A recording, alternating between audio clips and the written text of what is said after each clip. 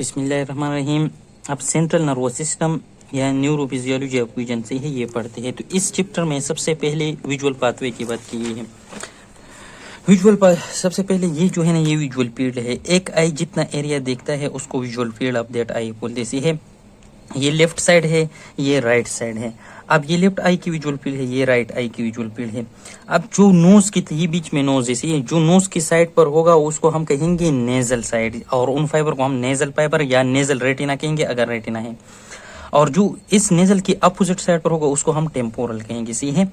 अब बात यह है ना कि ये जो temporal area of the visual field है, इससे फाइबर्स आएंगे नेजल रेटिना को। सही है। और फिर इस नेजल रेटिना से जो फाइबर्स जाएंगे वो जब आकर ये क्या है, ये अपटिक नर्व है, और यहाँ पर ये जो रीजन होता है इसको अपटिक डेक्स बोलते हैं। सही है। ये क्या करते हैं, अपटिक कियास्मा में क्रॉस होकर अपोजिट साइड के, ये अपटिक कियास्मा है जहां पर जंक्शन है, और ये अपटिक ट्रैक्ट है, opposite side of the uptick tract में जाता है। सही है।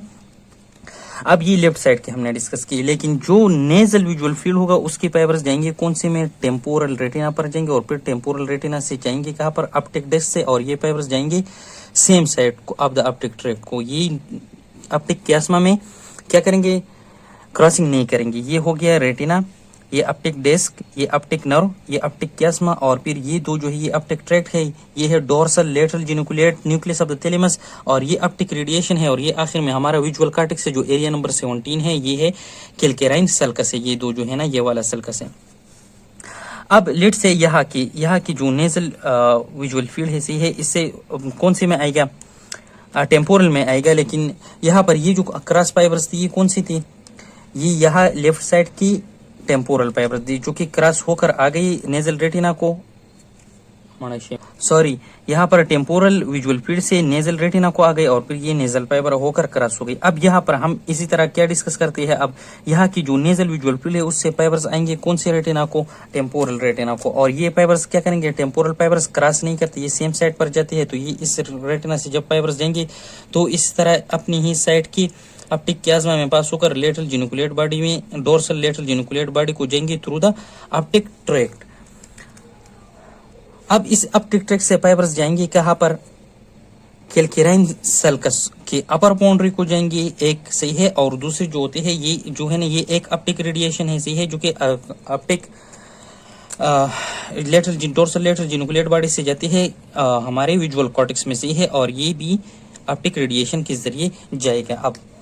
अब बात ये है ना कि ये जो फाइबर्स हमने डिस्कस किए इसको बोलते हैं न्यू विजुअल सिस्टम।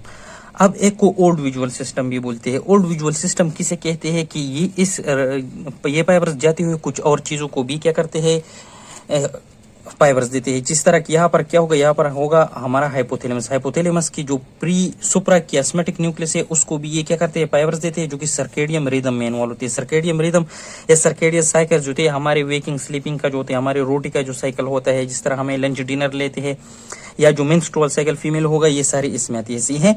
एक ये फाइबर्स हो गई। दूसरा प्रीटेक्टल न्यूक्लियस, ये वाले होते हैं मिड ब्रेन में, इसको भी ये जो फाइबर्स आती है इस प्रीटेक्टल न्यूक्लियस को भी देते हैं। ये हमारे पेपिलरी रिफ्लेक्स में इन्वॉल्व होते हैं क्योंकि ये फर्दर जाकर हमारे आईज को वापस इनपुट दे देते हैं। सही है। इसके अलावा एक सुपीरियर कुलिकुलस आता है। इस सुपीरियर कुलिकुलस जो है हमारे मिड ब्रेन के ऊपर होता है, इसको भी फाइबर्स देते हैं, और ये directional movement of the both I में इन्वॉल्व होती है।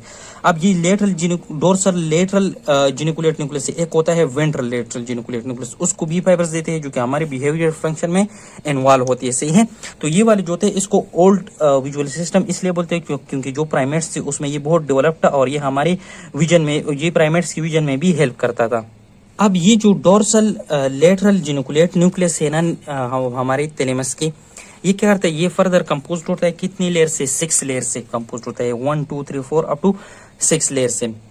अब हमें पता चला कि टेम्पोरल लोब से भी फाइबर्स आते थे, और दूसरी जो टेम्पोरल रेटिना से भी आती थी और नेजल रेटिना से भी आती थी। लेकिन यहाँ पर जो फाइबर्स नेजल रेटिना से आती है वो अलग लेयर्स पर एंड होते हैं। कौन से पर एंड होंगे, लेट से ये जो फाइबर्स होते हैं ना, ये नेजल रेटिना से आए हुए। सही है। ये वाली जो क्रॉस हो गई है आ जाते हैं, वो कौन से पर एंड होंगे, जो नेजल रेटिना से आएंगे वो लेयर नंबर 1, लेयर नंबर 4 और लेयर नंबर 6 पर।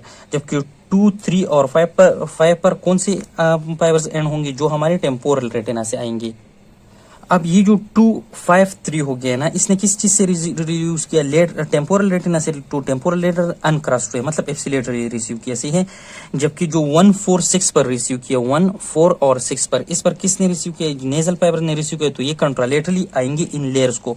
इसका मतलब ये है कि इस डोर्सल लेटरल जिनुकुलेट फाइबर्स पर जो फाइबर्स आती है वो भी क्या होते हैं, एक खास अरेंज फॉर्म में आती है। और यहाँ पर इन फाइबर्स के एक दूसरे के साथ सुपर इम्पोज भी होंगे, लेकिन वो भी एक कोऑर्डिनेटेड फॉर्म में होंगे, इंटरमिक्सिंग फॉर्म में नहीं होंगे। अब इसका एक फंक्शन ये है कि एक रिले स्टेशन के तौर पर काम करते हैं, मतलब जो एक्स्ट्रा इन्फॉर्मेशन होती है अनइम्पोर्टेंट उसको ये रिमूव कर देते हैं और इम्पोर्टेंट इन्फॉर्मेशन जो होती है उसको शार्प कर देते हैं।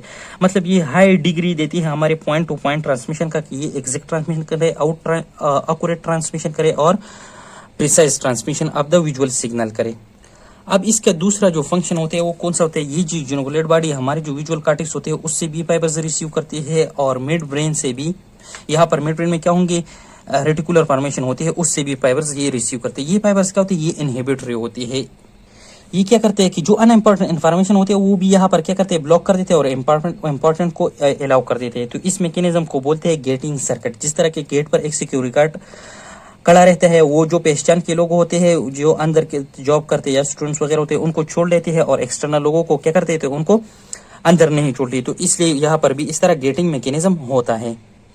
अब इसके बाद आ जाता है दूसरे तरफ, जो डोर्सल लेटरल जिनुकुलेट न्यूक्लियस होते हैं, इसका एक और क्लासिफिकेशन है जिसमें जो लेयर नंबर 1, 2 है ना, ये इसको मैगेनोसेलुलर लेयर बोलती है, और दूसरी जो 3, 4, 5, 6 लेयर है इनको कलेक्टिवली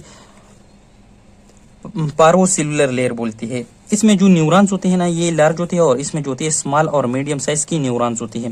ये जो इनपुट रिसीव करते हैं ये उन गैंग्लियनिक सेल से रिसीव करते हैं जो एम टाइप होते हैं, पिछले चैप्टर में डिस्कस किए गए हैं। और ये जो इनपुट रिसीव करते हैं ये हमारे रेटिना की गैंग्लियनिक सेल्स में से कौन से पी टाइप से रिसीव करती है, सही है। ये वाले जो होते हैं ये ब्लैक एंड व्हाइट इन्फॉर्मेशन, जो कलर ब्लाइंड इन्फॉर्मेशन होते हैं उनको ट्रांसमिट करते हैं। ये रैपिड कंडक्शन होते हैं, और पॉइंट टू पॉइंट ट्रांसमिशन यहाँ नहीं होता, पोर होता है। लेकिन इनकी इंपॉर्टेंस क्या है कि इनकी जो डेंड्राइट्स होते हैं ये रेटिना के बहुत दूर दूर स्प्रेड होते हैं, मतलब ये ब्रॉड स्प्रेडिंग इसकी होती है, वाइड स्प्रेडिंग होती है। यहाँ पर क्या होता है कि स्लो कंडक्शन होता है जिसको हम मॉडरेट स्पीड से कह सकते हैं, और कलर विजन होते हैं, मतलब ये है कि ये कौन सा टाइप का फंक्शन की इन्फॉर्मेशन रिसीव करती है। और पॉइंट टू पॉइंट ट्रांसमिशन भी यहाँ पर एक्यूरेट होती है, और जो location of the spots on the retina होते हैं उसका भी एक्यूरेट इन्फॉर्मेशन सेट करते हैं, कहाँ पर, विजुअल कॉर्टेक्स को। अल्लाह हाफिज।